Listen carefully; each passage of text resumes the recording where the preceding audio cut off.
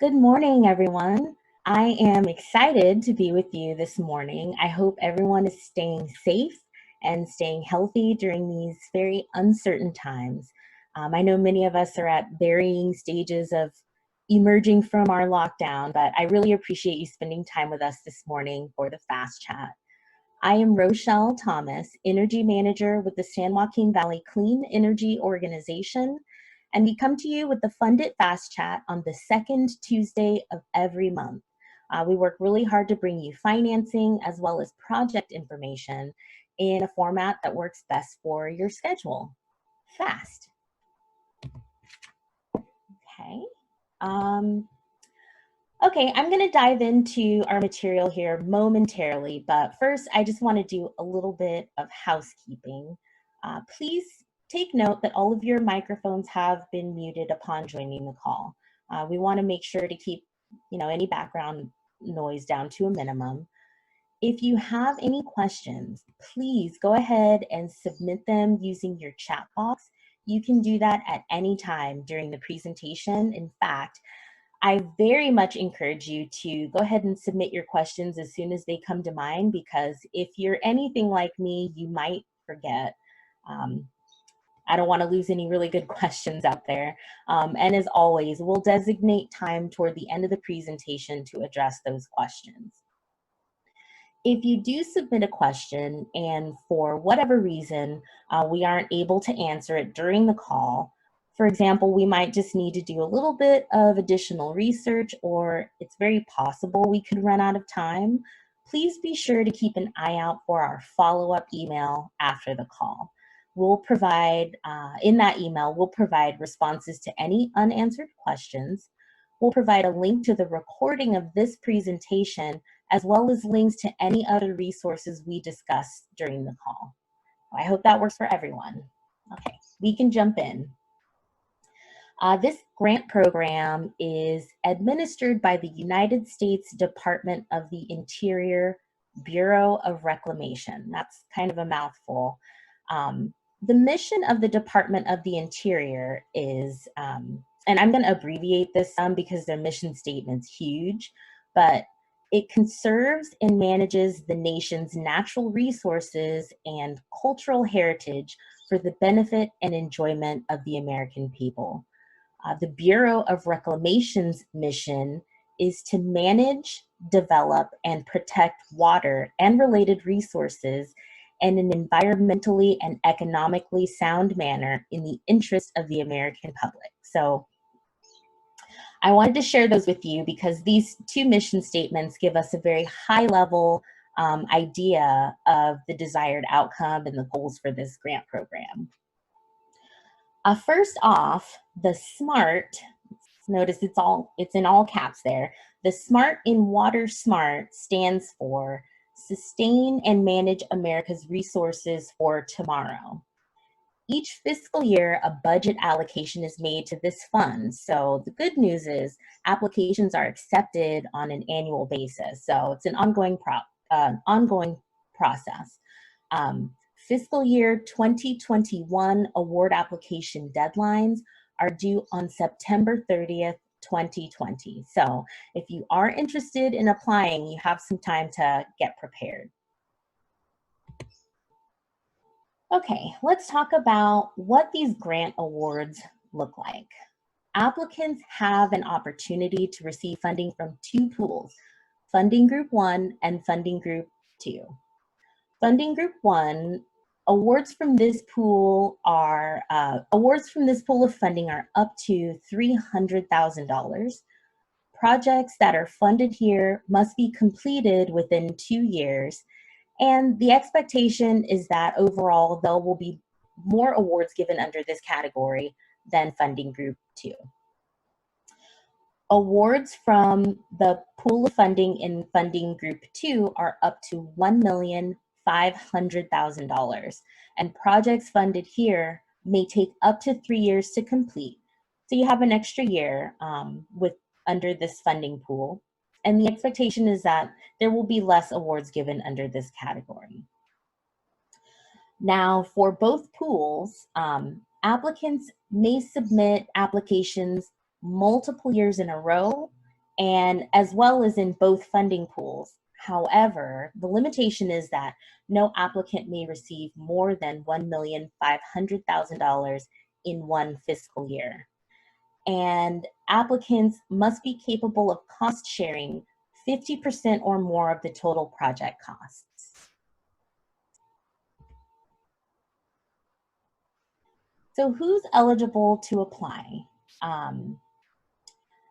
Eligible agencies include a state, an Indian tribe, an irrigation district, a water district, or any other organization with water or power delivery authority. So those are all on the list of eligible applicants. Ineligible entities include federal governmental entities, individuals, institutes of higher education, and organizations with either 501c4 or 501c6 tax designations. So for anyone that might not be familiar with what these are, 501c4 organizations are those that are in social welfare. They can also be local associations of employees. And 501c6 organizations are business leagues such as chambers of commerce and real estate boards. So these guys are not eligible to apply for this grant funding.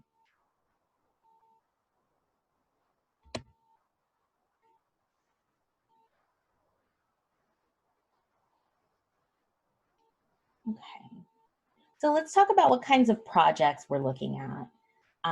There are two major categories of projects that are funded by this grant program: water conservation projects and hydropower projects.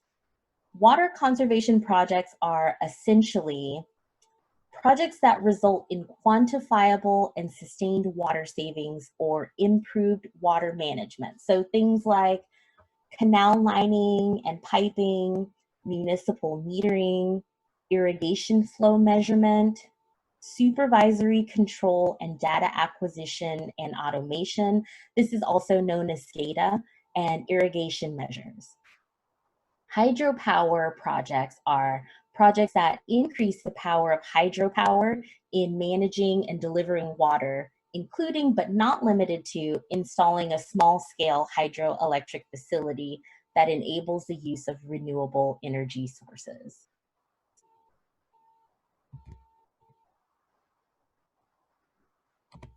Okay, so this grant program they're really specific on what they're looking for in terms of projects. Some projects that would be ineligible for award are projects that would be considered normal OM&R. That stands for operations, maintenance, and replacement. In essence, these include projects that merely replace malfunctioning components of an existing facility with the same components.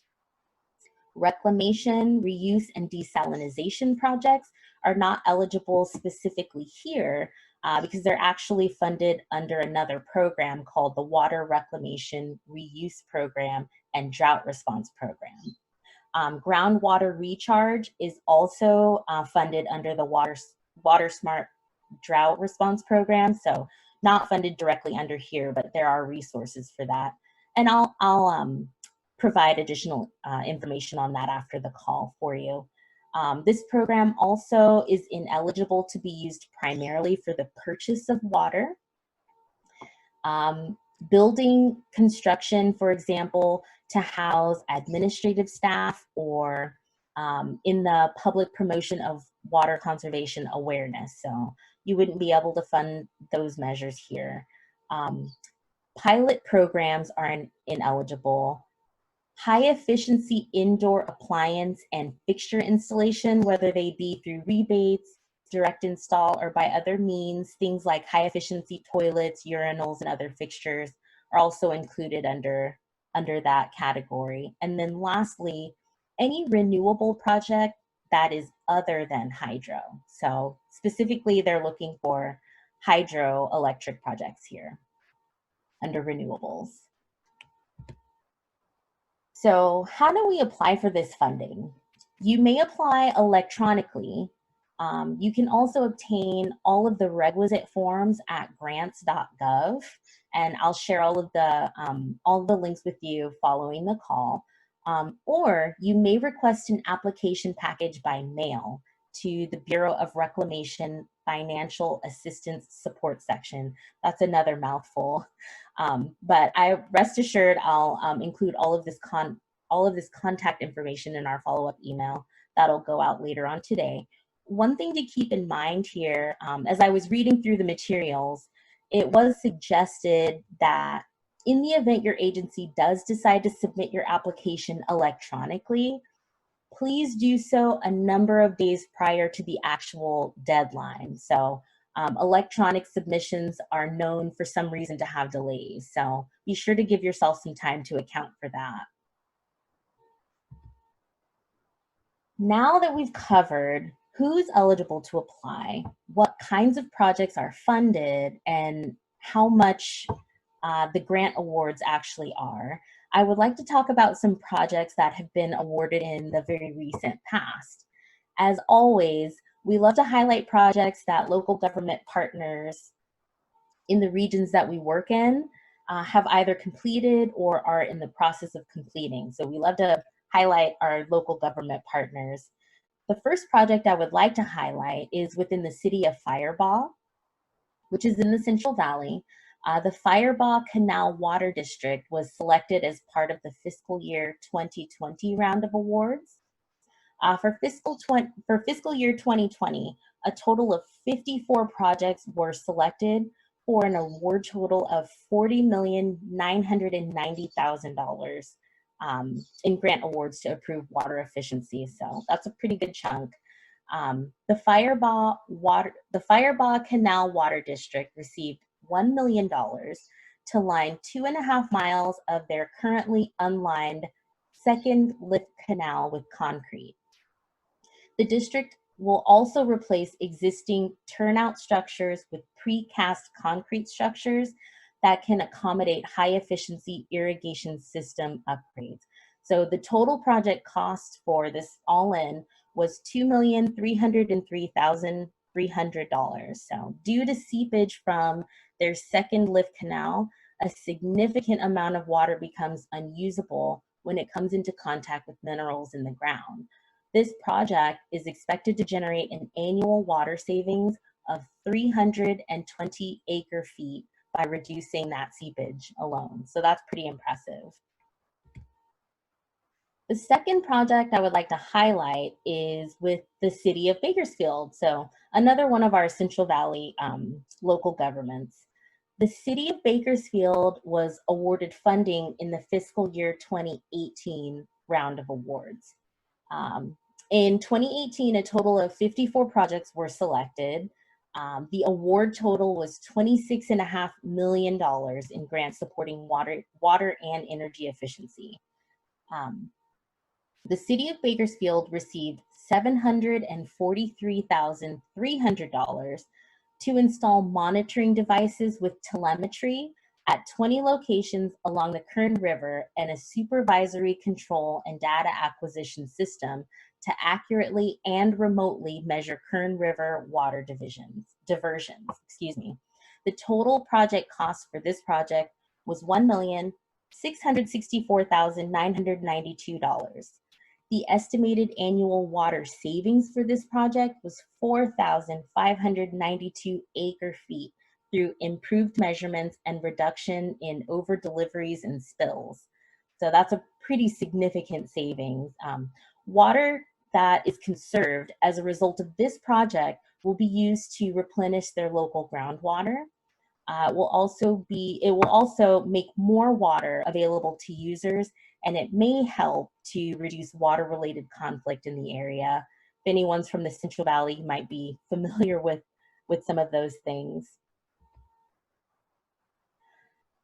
Here's some other opportunities offered through WaterSMART grants by the Bureau of Reclamation.